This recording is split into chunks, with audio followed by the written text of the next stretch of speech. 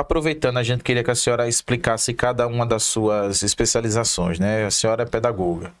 No caso, pedagoga é na parte de ensinar. De aprendizagem. Então, a pedagogia vai da educação infantil até o 5º ano. Então, é professora polivalente, que a gente chama, né? No caso, pode ensinar em sala de aula normalmente, Pode ensinar em sala de aula normalmente. A psicopedagogia trabalha a dificuldade de aprendizagem, mas também executa a parte social e comportamental. Só por questão de curiosidade, a senhora primeiro foi pedagoga para depois avançar para as outras etapas? Sim, a minha primeira formação é pedagogia. Então, eu atuei durante 8 anos na pedagogia, mas sempre tive nessa questão da coordenação. Eu não trabalhei muito em sala de aula. Eu fiquei mais na parte da gestão para melhor capacitação, né? Eu ficava na gestão para ir coordenando as outras professoras. Depois, eu fui fazer a psicopedagogia, que eu senti a necessidade que tinha muito pouco profissional aqui no estado com essa especialização. E foi voltada justamente para a área clínica. Depois eu vi a necessidade de fazer essa complementação com a neuropsico. Por quê? Porque a neuropsico trabalha com o cognitivo da criança. Então, eu acho que a psicopedagogia e a neuropsicopedagogia, elas são complementares. Porque uma vai ver a parte comportamental, social e dificuldade de aprendizagem, e a outra vai ver a parte cognitiva. Como é que o meu paciente se sente, como é que ele está imaginando. Então, uma é complementação da outra.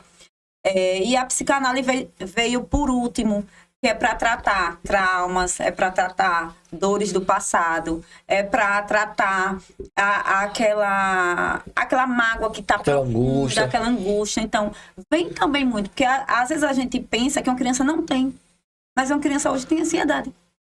É ansioso por causa de um desenho que ele assistiu muito tempo e acaba desencadeando a ansiedade. É ansioso pela falta de rotina, porque faz tudo de qualquer jeito e acaba ficando ansioso para fazer o que quiser. Então, uma foi complementação da outra. Então, eu fui estudando pouquinho em pouquinho em busca de mais conhecimento e fui vendo a necessidade de ir me aprimorando cada dia mais. Então, eu trabalho com crianças atípicas. Eu trabalho também não só com crianças, mas eu também atendo jovens, adultos e idosos. Porque quando se fala em psicopedagogia, acha que só trabalha com criança. Mas não, a gente trabalha com todas as áreas, inclusive com os adultos. Adultos que tenham depressão, adultos que tenham ansiedade, adultos que tenham algum tipo de trauma que precisa ser tratado. Então, também engloba. Psicopedagoga não trabalha só com criança não, gente. Trabalha também com adultos. Trabalha com aquela pessoa que tem aquela depressão. Aí entra a psicanálise, a gente vai trabalhando a parte cognitiva, vai trabalhando a parte socioemocional, vai trabalhando os traumas, para que essa pessoa consiga lidar com sua vida, porque a depressão não tem cura. A depressão tem tratamento, então ela pode ter altos e baixos. Mas aquela pessoa que tem a terapia em dias, consequentemente vai ter poucas baixas, que a gente chama, né? Vai ter uma vida praticamente normal, né? Então, a importância da terapia, eu sempre falo.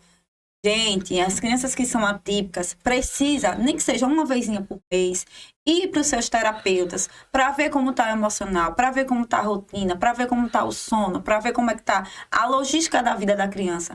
Eu entendo que é um tratamento caro. Infelizmente é muito caro. Eu também quero tirar uma dúvida. Eu quando a senhora concluir. É um tratamento caro.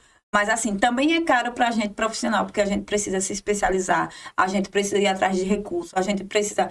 Todos os meus materiais são de madeira. Então, por quê? Por que Jesus é de madeira? Porque a criança pode jogar para não quebrar, porque se for de plástico pode ter um bico fininho e ela se machucar ou me machucar.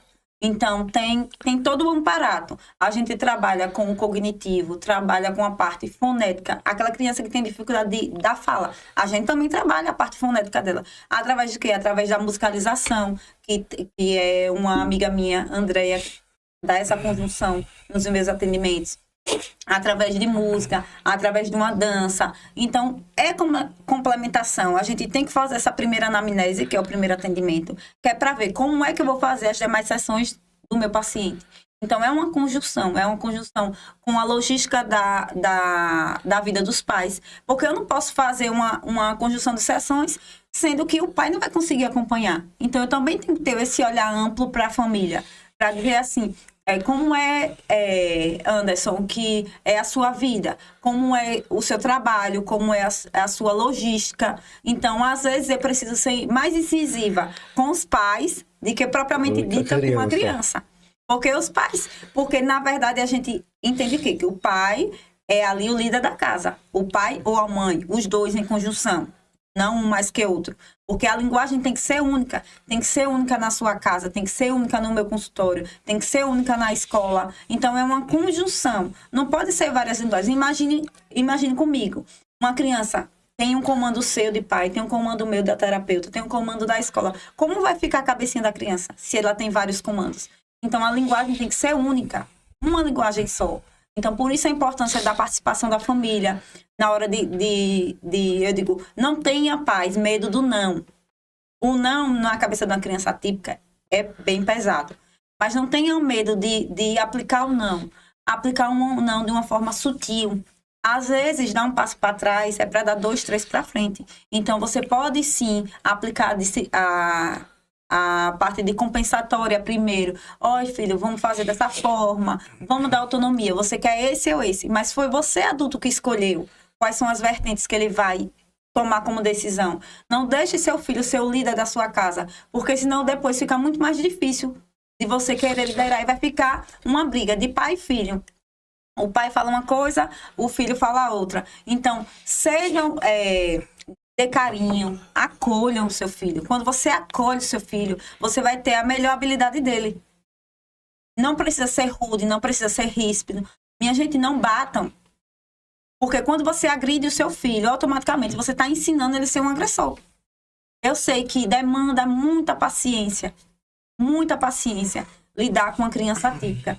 Porque eles são confrontosos, eles vão querer bater, eles são teimosos, eles são desafiadores. Mas eles têm que entender que o líder da casa de vocês são os adultos. Isso demora, doutora, demanda tempo. Mas se você tiver uma rotina e seguir direito... Doutora, porque todos eles não têm medo do perigo? Não são todos, são alguns. Porque eles não têm proporção. Eles simplesmente ligam o ar livre deles e vão para cima. Eles ainda não aprenderam. Então, a gente tem que ensinar. A sua também faz essa parte. Faz essa parte de ensinar que se ele botar a mão no quente, ele vai queimar o dedinho. Se ele jogar um vidro, ele pode se machucar. Então, a gente também faz o que a gente chama atividade de vida diária. Que são coisas corriqueiras da casa, que para ensinar ele que ali é perigoso, que ali não pode, que ali ele vai se machucar. Então, a criança atípica tem que ser ensinada. Todos os passos. Todos os passos. E ele, uma vez ensinado, e uma vez eles aprendendo, eles não esquecem mais.